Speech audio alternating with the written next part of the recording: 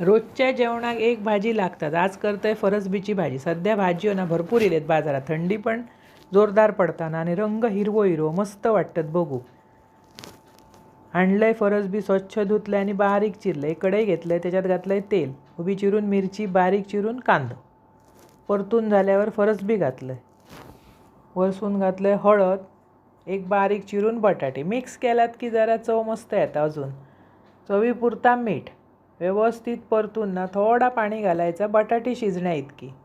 आमका त्याच्यात ना जरा किंचित साखर घालूची सवय असा. तुमका हवी तर घाला, नाही घातलास तरी चालतं. जरा उग्रपणा कमी वाटता ना, ती जरा उग्र कशी वाटता भाजी फरसबीची, म्हणून आम्ही घालतो आणि झाकून शिजवून घ्यायची.